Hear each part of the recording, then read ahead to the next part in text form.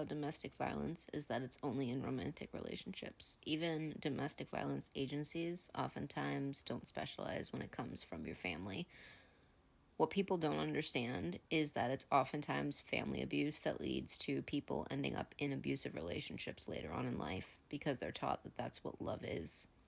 So when you're conditioned by your family, they literally can groom you. And especially when there's sexual abuse involved, that's a very common tactic that they use where they break you down to make you think that that's acceptable behavior and that you deserve it. So you grow up into adulthood and then you end up in toxic relationships later on because you're seeking out the love, and chaos feels like a safe place. And oftentimes people judge people in these situations thinking that, oh, they're stupid, they should know better, X, Y, and Z, and they shame the person when that's all that they've ever known.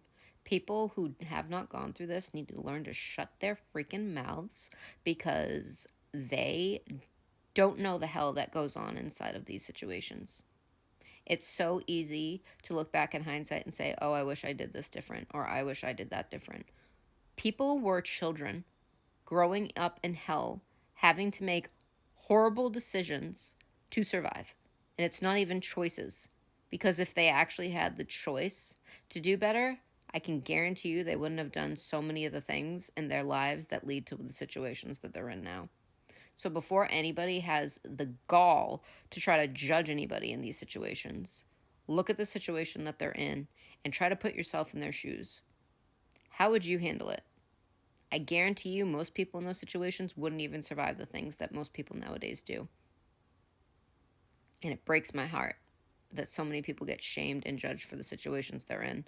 And then they turn, and when the abusers come forth and they try to play the victim, they get the sympathy, they get the help, they get the protection from law enforcement and other places. And the people that are going through it are pushed off to the side and treated like they're horrible people when they're the ones that have been crying out for help.